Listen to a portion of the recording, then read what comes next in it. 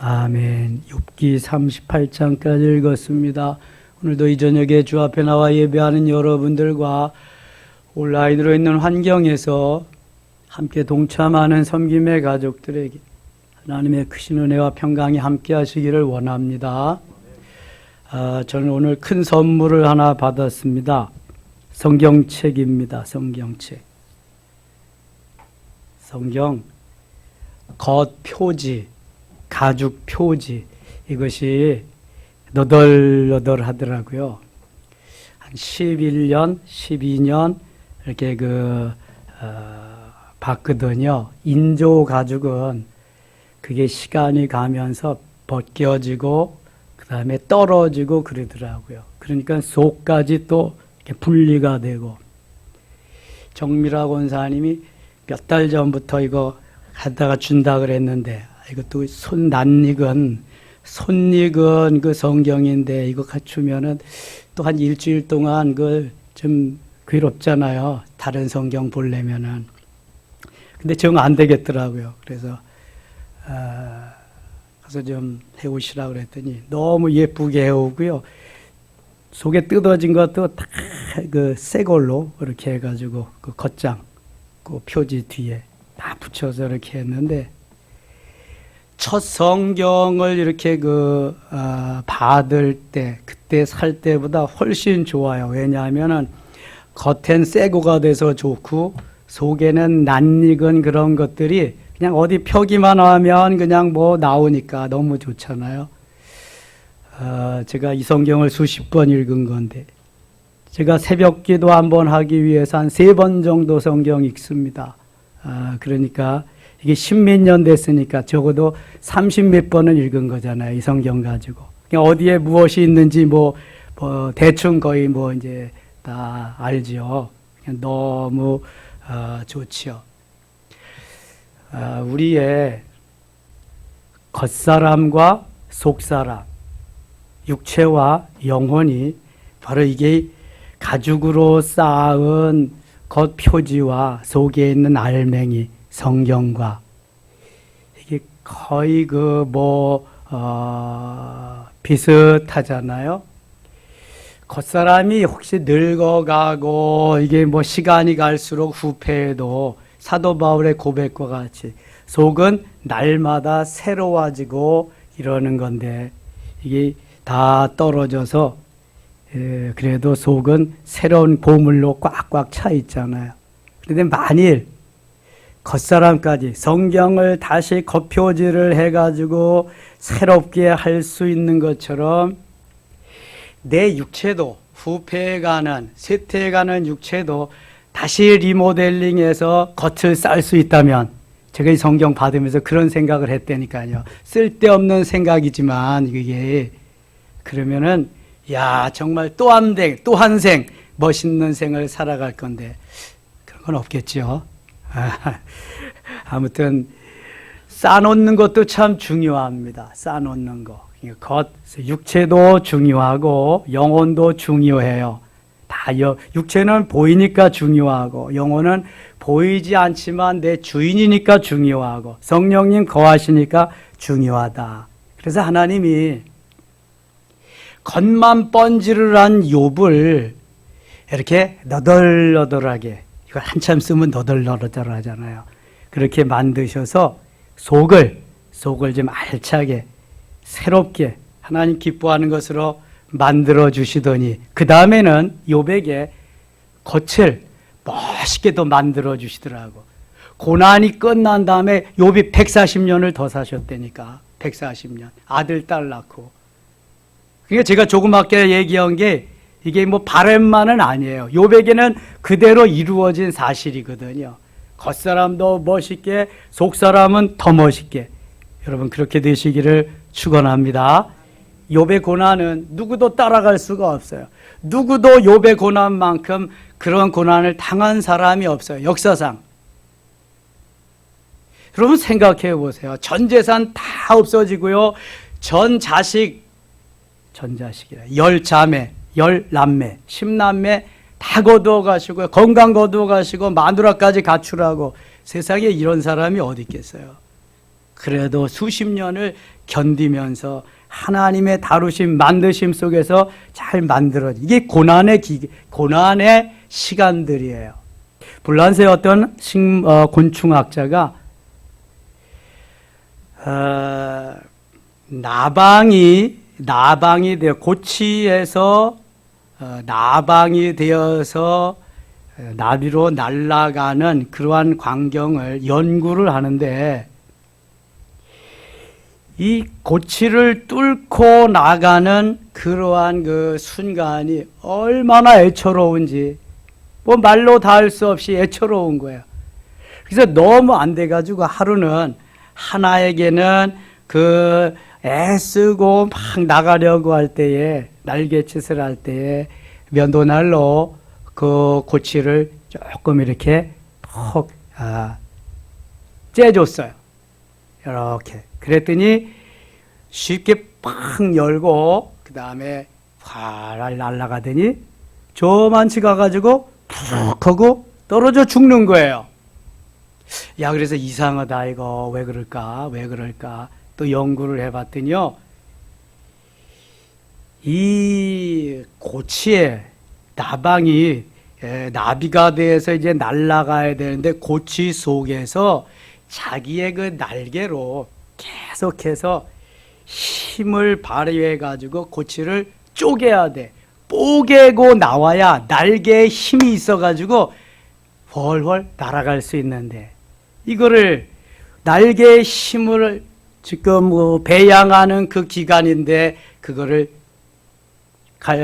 면도날로 딱 이렇게 잘라줘 가지고 운동할 시간도 없이 날아가다 보니까 날개에 힘이 없어 가지고 푹 하고 떨어져 죽어버리는 거예요.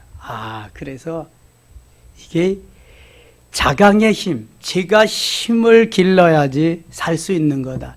모든 게 다 그렇습니다. 시골에서 태어나신 분, 병아리는 어디에서 나와요? 병아리는 어디에서 나옵니까? 닭에서 나오죠. 닭새끼가 병아리. 틀리죠? 계란에서 나오는 거야. 어디서 나왔냐 그러니까 계란에서. 닭에서는 계란이 나오고 계란에서는 병아리가 나오는 거예요. 그런데 아무 계란에서도 병아리가 나온다. 맞아요, 틀려요? 맞아요, 틀려요? 계란인데, 계란에서 나오는데. 예, 틀립니다. 반드시 유정란 속에서 병아리가 나오게 돼 있어요. 며칠 만에 나오는지 아세요? 21일, 3주 걸립니다. 정확히 3주 걸립니다. 저는 봤잖아요. 어미닭이 그 둥우리 속에 들어가서 3주 동안 이 닭이요, 병아리를 계란을 품고 있는 동안에는요 며칠씩 안 나옵니다. 이야, 대단한 거예요 그거. 그래서 한 번씩 먹이 주러 꾹꾹꾹 나와서, 그리고 먹고 또 금방 들어가서 품습니다. 3주면은 정확히 삐약삐약대고 삐약이가 나오는 거예요. 삐약삐약대고. 그런데 그거 계란 껍데기 어떻게 하고 병아리가 나와요? 어떻게 하고? 다 깨주지요? 다 가서 깨트려주죠? 뭐 알아야 면장을 하지. 자기가 날개로 또 주둥이로 해서 다 이제 주둥이 힘이 아직 없으니까 날개로 해가지고 다 뽀기고 나옵니다. 다 뽀개고. 그거 어떤 때 불쌍해가지고 그거 해주죠? 그거는 안 해주는만 못합니다. 다 뽀개고 이렇게 나와요. 얼마나 하나님이 창조의 섭리가 오묘한지 몰라요. 그래서 모든 고난도, 고통도, 훈련도, 연단도 내가 소화를 해야 돼. 이걸 다 이기고 뽀기고 나와야지. 그래야지 정금이 되는 거야. 정금이. 순금이 되는 거야. 그렇지 않으면은 그냥 날아가다가 푸식 하고 죽고 말아. 이건 안 돼요. 그래서 훈련을 제대로 받아야 돼. 훈련을 제대로 받고 멋있게 날 수 있다면 그때부터 그냥 하나님이 이끌고 가시는 거지. 그때부터는 욥기 42장 이후는 하나님이 이끌어 가시는 거야. 그냥 욥이 할 일이 없어. 욥이 그냥 아멘만 하면 되는 거야. 맞습니다. 맞고요만 하면 되는 거야, 욥이. 그래서 42장 한 장밖에 없지 43장, 44장이 없잖아요. 42장 만들기 위해서 1장부터 몇 장까지 있어요? 41장까지 있고요. 훈련하고 연단하고 고난의 세월이 힘들고 어려운 거지 그거 끝나면 너무 좋은 거야. 너무 쉬운 거야. 이게 원리야. 이게 사실이고. 이게 하나님이 은혜 주시는 방법이란 말. 그러니까 우리가 지금 사는 어간이 훈련하고 연단하고 광야와 같은 세상에서 내가 이기고 승리하는 그러한 시절에 이거 다 제대로 하기만 하면, 이기기만 하면 요단을 건너서 가나안 땅에, 하나님 가나안 땅에 가기 지금 훈련시키는 거잖아요. 요단강 건너서 저 가나안 땅에 영원한 천국에 이르는, 지금 광야 같은 세상이잖아요.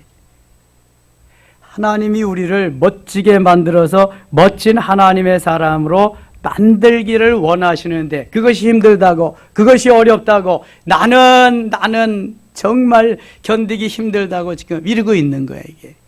이걸 통과해야 멋진 순금, 정금되는 거예요. 그래야 날아갈 수 있는 거예요. 멋있게. 자, 35장에 갑니다. 엘리후가 말을 이어 이르되 그대는 이것을 합당하게 여기느냐? 그대는 그대의 의가 하나님께로부터 왔다는 말이냐? 지금 엘리후가 욥에게 하는 말입니다. 욥에게 엘리바스, 빌닷, 소발, 엘리바스가 3번, 빌닷이 3번, 소발이 2번, 모두 8번을 도전해서 어드바이스 충고하고 갔지만 욥은 한마디도 지지 않습니다. 모두를 답변합니다. 그도 그럴 것이 욥에게 자꾸 죄 때문이라고, 내 죄 때문이라고, 내가 한 거, 내가 당하는 것이라고 자꾸 그러니까 욥도 거기에 맞서서 대항을 합니다. 한 번도 지지 않습니다. 그 다음에 32장부터 무려 37장까지 가장 어린 엘리후를 하나님이 욥에게 파트너로 붙입니다. 엘리바스, 빌닷, 소발에게 다 이렇게 대꾸, 한마디도 대답 못할 것이 다 대꾸한 엘리후가, 욥이 엘리후의 말에는 한마디도 대꾸를 못합니다. 이상하죠? 세 친구가 8번에 걸쳐서 도전하고 충고하는 그 말에는 한마디도 지지 않고 다 답변을 했는데 엘리후는 그들보다 더 많이 32장부터 무려 37장까지 말을 하는데도 한마디도 답변을 못합니다. 대꾸를 못합니다. 여러분, 이게 하나님의 사람과 은혜 받고 능력 받은 사람과 그렇지 못한 사람의 차이입니다. 차이.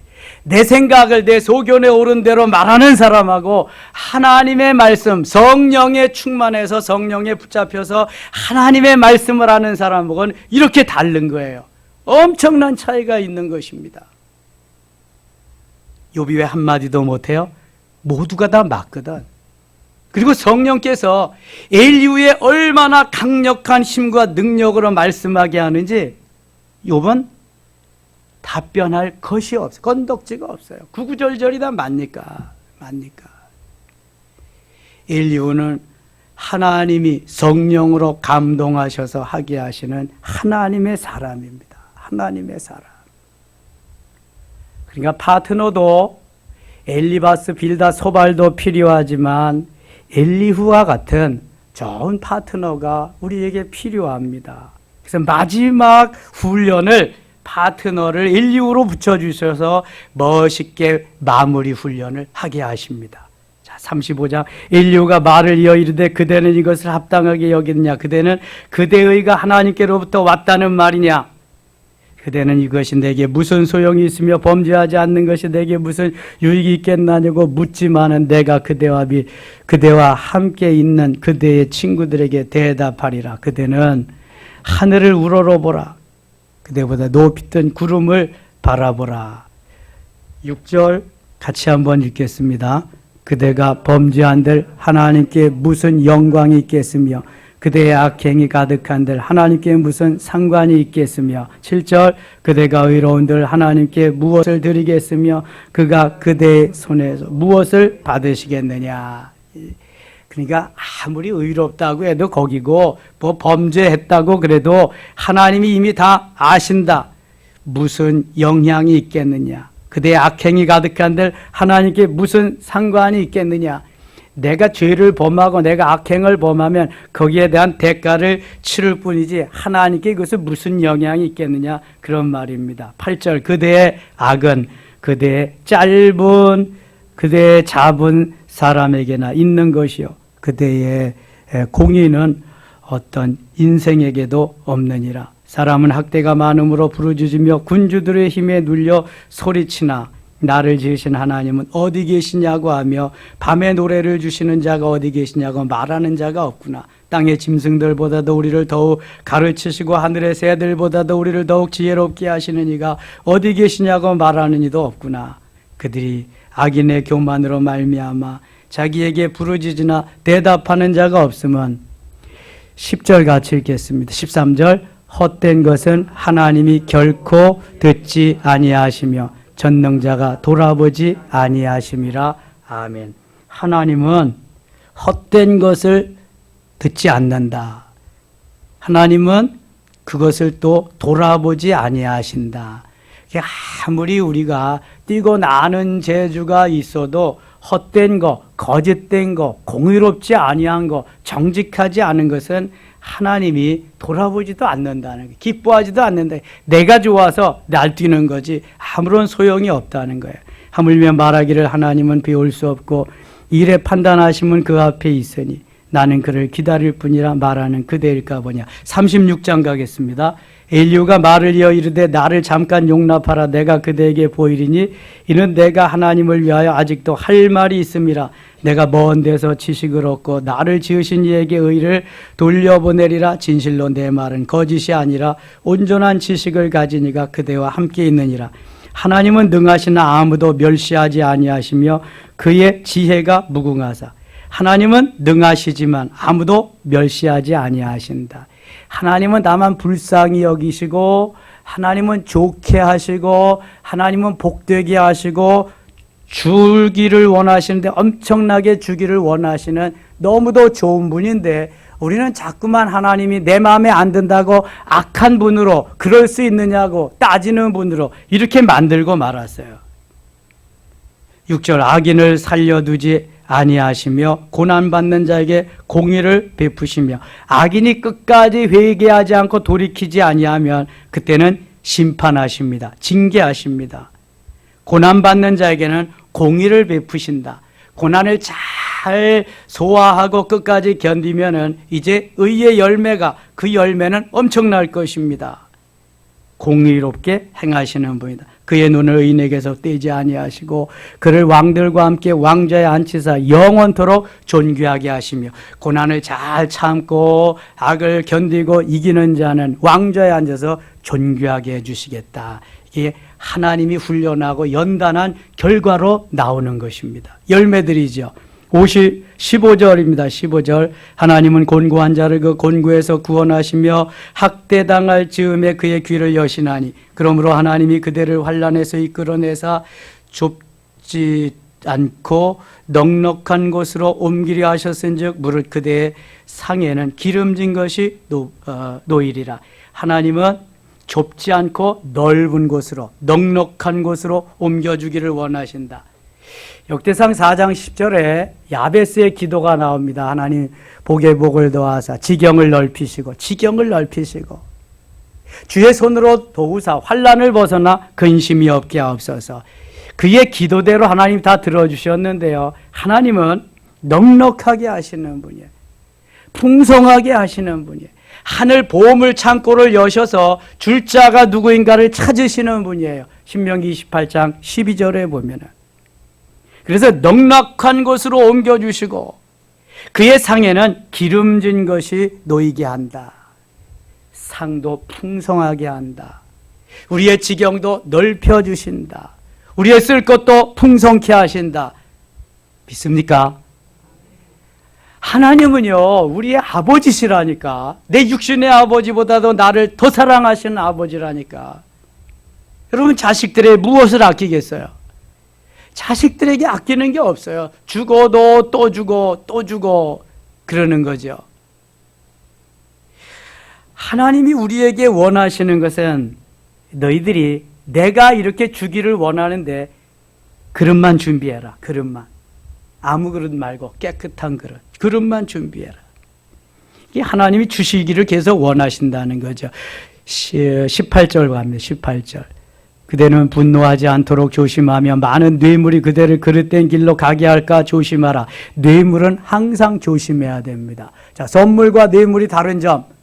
선물은 대가성 없이 고마워서 감사하면서 이렇게 전해드리는 것이 선물이에요. 뇌물은 대가성이 있는 거야. 이것을 내가 전해줌으로 인해서 나에게 이러한 이익이, 유익이 나에게 올 것이다.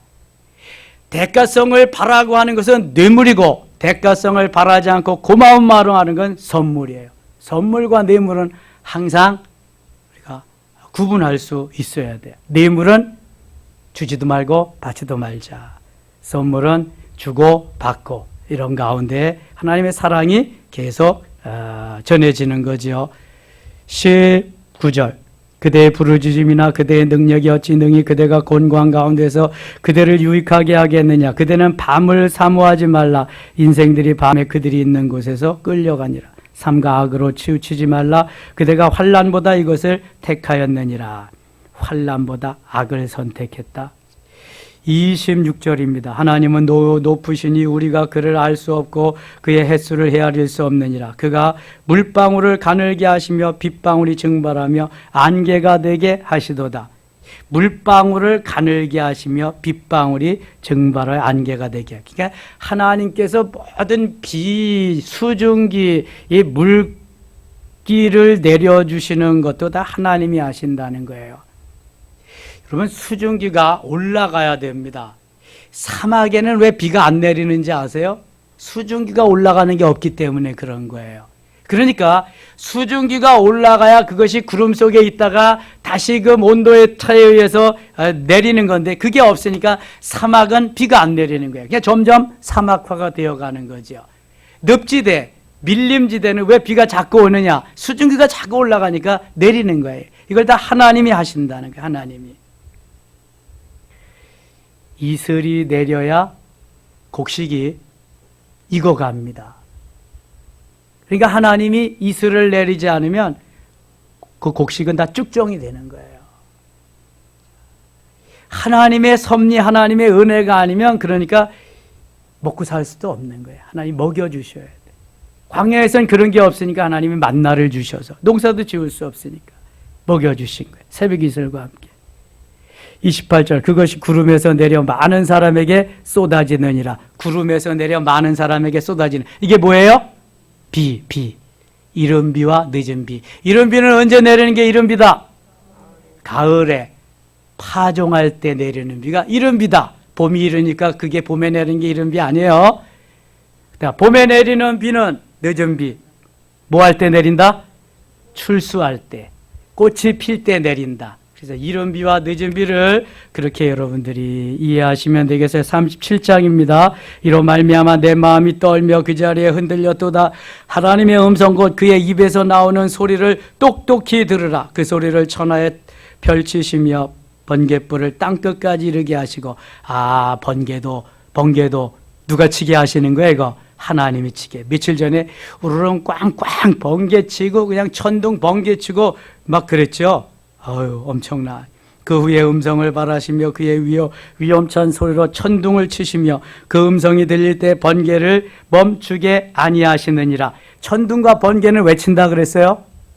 비 내리기 위해서. 비가 내리되 천둥과 번개가 치는 것은 위에서, 이 구름 위에서 음이온과 양이온이 스파크를 일으켜가지고 이게 번쩍할 때 번개가 치는 거거든요. 그러면서 천둥이 우르렁 꽝꽝 하는 거야. 그때에 음이온과 양이온에서 음이온 양이온 음이온해서 발음이 잘 안 된다. 거기에서 뭐가 내리냐 하면은 비료가 내립니다. 비료. 질소, 인산, 가리 같은 비료가 쫙 비와 함께 내리는 거예요. 빗물이 왜 좋냐 하면은 그래서 좋은 거예요, 여러분. 수돗물보다 빗물이 농사에는 훨씬 좋습니다. 비가 와야 돼. 그래서 거기에는 온갖 가지 자양분이, 영양분이 복합 비료가 다 들었기 때문에 그래요. 영양소도 복합 영양소가 좋잖아요. 복합 비료가 다 거기에 들어서 그게 좋은 거예요. 하나님께서 자연을, 모든 산천 초목을 하나님께서 만드셨잖아요. 그래 역시 키우시고 자라게 하시고 역시 열매가 맺게 하고 그렇게 하는 것도 누가 하셔요? 하나님이 하셔야 돼. 하나님이. 그게 하나님이 비를 내리시는 거라. 물론 사람이 좀 더 효과적으로 잘 관리하고 하기 위해서 농사를 짓게 하는 것. 이게 농사 짓는 건 창세기부터 이미 나온 거잖아. 아담의 아들 누가 농사 졌어요? 가인이 농사 졌잖아. 그래서 가인이 농사 진 걸로 제물 드리고, 아벨은 가축 기른 걸로 제사 드리고 그랬잖아요. 이미 하나님이 남자들은 나가서 땀 흘리고 수고해야 먹을 수 있도록, 여인들은 해산하는 고통을 아담이 범죄한 이후에 창세기에서 이미 주신 거예요.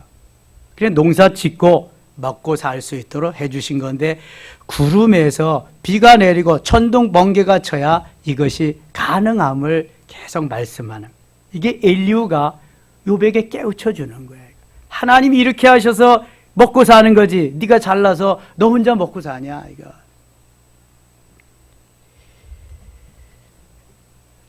이 22절 가겠습니다. 22절. 37장 22절 가겠습니다.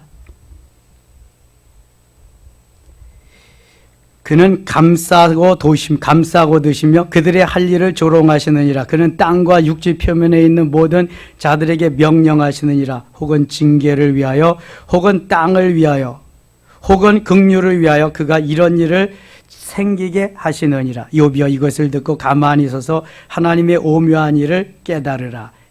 하나님께서 어떻게 하심을 깨우쳐 주시고 하게 하신다는 거예요. 37장 12절이네. 22절이 아니라 22절 또 가겠습니다. 22절. 북쪽에서는 황금 같은 빛이 나오고 하나님께는 두려운 위험이 있느니라. 전능자를 우리가 찾을 수 있나니 그는 권능이 지극히 크사 정의나 무한한 공의를 굴하지 아니하심이니라. 그러므로 사람들은 그를 경외하고 그는 스스로 지혜롭다 하는 모든 자를 무시하시느니라. 스스로 지혜롭다고 하는 자는 미련한 자라는 거예요. 하나님께서 지혜를 주시고 하나님께서 지식을 주시고 그래서 하나님이 지혜롭게 해주시는 거지. 잠언 1장 7절에 여호와를 경외하는 것이 지식의 근본이오늘 미련한 자는 지혜와 훈계를 멸시하느니라. 하나님이 주신 것을 멸시하는 게 미련한 자라는 거예요. 잠언 9장 10절에 여호와를 경외하는 것이 지혜의 근본이요 거룩하신 자를 아는 것이 명철이니라. 하나님을 잘 아는 것이 지혜라는 거예요. 하나님이 지혜의 보고라는 거예요. 보고. 그런데 욥은 지금 자기가 지혜롭다고 자기가 잘났다고 그런다는 거지. 38장 가겠습니다. 37장까지 욥의 훈련이 파트너까지 해서 그 멋있는 파트너 엘리후까지 해서 마무리를 짓습니다. 이제 하나님이 욥을 하나씩 가르쳐 주십니다. 하나님이 욥을 얼마나 사랑하는가 몰라요. 너 그럴 수가 있어? 내가 그렇게 다 주고 그랬는데도 뭐 지가 잘난 것처럼 네가 그럴 수가 있어? 그러면서 책망 안 하십니다. 그러면서 하나님이 깨우쳐 주셔요. 지금까지 욥이 얼마나 고난 속에서 죽겠다고 난리를 치는 가운데도 하나님이 한마디도 말씀 안 하십니다. 우리가 훈련받고 고난 속에 내가 죽겠어요, 나를 도와주세요 그래도 하나님은 한마디도 안 하십니다. 다 견뎌봐라. 네가 날개에 힘을 얻어서 날아가야지. 누가 째주고 누가 해주면 그것은 도움이 안 된다. 그래서 훈련받을 때는 하나님이 돕지 못하도록 하십니다. 그것이 방해가 되는 거예요. 여기까지 견뎌온 욥에게 하나님이 폭풍 가운데 말씀하십니다. 38장 1절 봅니다. 그때 여호와께서 폭풍 가운데서 욥에게 말씀하여 이르시되, 지금까지 한마디도 안 하셨어 하나님이. 37장까지 오는 가운데. 그런데 폭풍 가운데에서 말씀하셔요. 열왕기상 19장에 보면은 엘리야가 바알의 선지자 450명의 갈멜산에서 멋있게 한판에서 불로 한마디의 기도로 불로 내려서 재물을 다 태워간 다음에 그 엘리사의 한마디로 엘리사래 저 이세벨의 한마디로 인해서 그냥 죽여달라고 하면서 죽기를 갈구하는데요. 하나님이 그래도 천사를 통해서 떡과 물을 갖다 주고 생명을 연장시켜 줍니다. 호렙산에 와가지고 호렙산이 멋있는 산이잖아요. 모세가 올라가서 하나님의 말씀을 받고 두 돌비를 받고. 근데 이 호렙산에 모세는 율법의 대표자입니다. 엘리야는 뭐의 대표자예요? 선지자의 대표자입니다. 그래서 변화산에서 모세와 엘리야와 누가 있어요? 또 예수님 세 분이 있잖아요. 율법의 대표자, 선지자의 대표자 이 엘리야가 호렙산에 가서 하나님이 어떻게 역사하시는가를 굴에서 가만히 보고 있습니다. 근데 하나님이 폭풍 가운데도 계시지 않고 그 다음에 지진 가운데도 계시지 않고 불꽃 가운데도 계시지 않아요. 전에는 분명히 이렇게 폭풍 가운데 나타나셔서 말씀하시고 지진 가운데 나타나 말씀하시고 불 가운데 나타나 말씀하시고 아무 말씀도 안 해요. 다 지나간 다음에 세미한 음성으로 엘리야야 내가 왜 여기 있느냐, 내가 왜 여기 있느냐, 내가 여기 있을 군번이 아닌데 왜 여기 있느냐. 그건 엘리야에게 하신 하나님의 역사하고 하나님의 음성이고 욥에게는 폭풍 가운데에 등장하셔서 말씀하시는 거예요. 욥이 얼마나 두렵겠어요. 폭풍 가운데에서 말씀하시니까. 2절 보세요. 무지한 말로 생각을 어둡게 하는 자가 누구냐. 알지도 못하고 지 소견에 오른 대로 지 판단대로 욥이 짓거렸다는 거예요. 지금 무지한 말로 생각을 어둡게 하는 자가 누구냐. 너는 무식이 충만한 거야. 지금 너 잘났다고 그러지만 너는 지금 그 잘난 거 아무것도 아닌 거 알아 너? 어이구 바보 같은 놈. 지금 하나님이 그렇게 말씀하시는 거예요. 너는 대장부처럼 허리를 묶고 내가 네게 묻는 것을 대답할지니라. 너 잘났다고 그렇게 날뛰어서 어디 대답 한번 해봐. 4절 내가 땅에 기초를 놓을 때 내가 어디 있었느냐. 땅에 기초를 놓을 때 하나님께서 온 세상을 디자인하시고 창조하실 때 내가 어디 있었느냐 말하는 겁니다. 내가 깨달아 알았거든 말할지니라. 욥이 그때 있었을까요? 없었을까요? 있지도 않았지. 생기지도 않았지.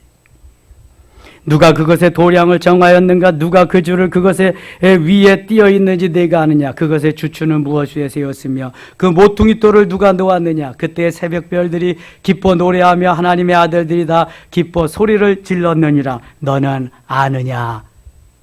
욥이 뭘 알아요? 쥐뿔도 몰라. 큰 소리만 쳤지 어디까지. 8절 바다가 그 모태에서 터져 나올 때 문으로 그것을 가둔 자가 누구냐.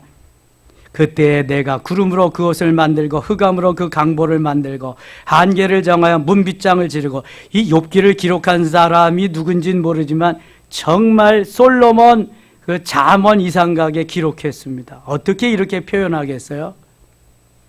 8절 다시 볼래요? 바다가 그 모태에서 터져 나올 때. 바다가 무슨 모태에서 터져 나와. 바다가 물을 뿜을 때 뭐 이렇게 말하면 몰라도 바다가 모태에서 터져 나올 때에. 그러니까 그 바다도 그냥 나온 게 아니라 어머니 뱃속에서 아이를 출산하는 것 같이 어느 날 쫙 나타났다는 거예요. 창세기 1장에 보면은 하나님이 둘째 날 궁창 위의 물과 궁창 아래의 물을 만드십니다. 둘째 날 만드는 거예요. 그리고 셋째 날 바다라고 칭합니다. 하늘과 바다가 생겨요. 그래서 하나님이 그렇게 만드셨어요. 그걸 표현을 이렇게 하시는 거예요. 지금 바다가 그 모태에서 터져 나올 때 문으로 그것을 거둔 자가 누구냐. 그때 내가 구름으로 그것을 만들고 흑암으로 그 강보를 만들고 아이가 출산하는 것 같이 이렇게 쫙 해서 말씀하시. 한계를 정하여 문빗장을 지르고 이르기를 내가 여기까지 오고 더 넘어가지 못하리지 더 높은 내 높은 파도가 여기서 그칠지니라 하였노라. 내가 너의 날의 아침에게 명령하여 새벽에게 그 자리를 일러주었느냐. 그것으로 땅끝을 붙잡고 악한 자들을 그 땅에서 떨쳐버린 일이 있었느냐. 16절입니다. 내가 바다의 샘에 들어갔었느냐. 깊은 물밑으로 걸어다녀 보았느냐. 아무것도 해본 일이 없어. 욥은 큰 소리만 쳤지. 사망의 문에 내가 나타나냐. 사망의 그늘질문을 내가 보았느냐. 땅의 너비를 내가 측량할 수 있느냐. 내가 그 모든 것들을 다 알거든 말할지니라. 뭐 알아야 말을 하지. 19절입니다. 어느 것이 광명이 있는 곳으로 가는 길이냐. 어느 것이 흑암이 있는 곳으로 가는 길이냐. 너는 그의 지경으로 그를 데려갈 수 있느냐. 그의 집으로 가는 길을 알고 있느냐. 내가 아마도 알리라. 내가 그때에 태어났으리니 너의 횟수가 많음이니라. 내가 늘 눈 곳간에 들어갔었느냐. 우박 창고를 보았느냐. 내가 환난 때와 고전과 전쟁의 날을 위하여 이것을 남겨두었노라. 광명이 어느 길로 뻗치며 동풍이 어느 길로 땅에 흩어지느냐. 누가 홍수를 위하여 돌길을 터주었으며 우레와 번갯길을 내어주었느냐. 우레는 천둥 소리죠. 천둥 번갯길을 내어주었느냐. 누가 사람 없는 땅에 사람 없는 광야에 비를 내리며 황무하고 황폐한 토지를 흡족하게 하여 연한 풀이 돋아나게 하였느냐. 이게 다 하나님께서 하신 일들을 욥이 지금 아느뇨. 너는 알고 있느냐. 31절 그가 묘성을 매어 묶을 수 있으며 삼성의 띠를 풀 수 있겠느냐. 별들을 말하는 거죠. 34절 내가 목소리를 구름에까지 높여 넘치는 물이 내게 덮이게 하겠느냐. 내가 번개를 보내어 가게 하되 번개가 내게 우리가 여기 있나이다 하게 하겠느냐. 가슴 속의 지혜는 누가 준 것이냐. 수탉에게 슬기를 준 자가 누구냐. 수탉에게 슬기를 주었다. 수탉이 새벽 되면 꼭요 해서 새벽을 알리잖아요. 누가 주었느냐. 누가 줬어요? 하나님이. 내가 줬다 그거예요. 누가 지혜로 구름의 수를 싸겠느냐. 누가 지혜로 구름의 수를 세겠느냐. 셀 수가 없죠. 누가 하늘의 물주머니를 기울이겠느냐. 제가 오늘 산에 갔다 오다가 장미가 너무 예뻐가지고 촬영을 했는데 정말 너무 예쁘더라고요. 그런데 하늘에 구름만 좀 더 멋있게 이렇게 있으면은 정말 작품일 텐데 구름이 없기 전깃줄만 한 2개, 3개가 딱 보이니까 이게 좀 흠이다. 너무 멋있는데 이거 사진 작품점에 가도 너무 멋있을 텐데 그런 생각을 해봤네요. 하나님께서 구름을 이리 다 여름이 지나고 가을이 오면은 뭐 조개구름, 뭉게구름, 뭐 새털구름, 별구름들이 잘 이렇게 생겨지잖아요. 이 여름철엔 그런 구름이 없어요. 무지개는 있을지 모르지만 하나님이 다 하신다는 게 하나님께서. 42절, 41절 읽고 마칠게요. 까마귀 새끼가 하나님을 향하여 부르짖으며 먹을 것이 없어서 허우적거릴 때 그것을 위하여 먹이를 마련하는 이가 누구냐. 다 하나님이 하셔서 하나님이 다 공짜로 주고 하나님이 다 먹이고 입히고 하게 하고 다 했는데 욥은 지금 다 자기가 한 거야. 자기가. 그래서 자기만 나타나고 결국은 자기가 하나님이 되고 말았어요.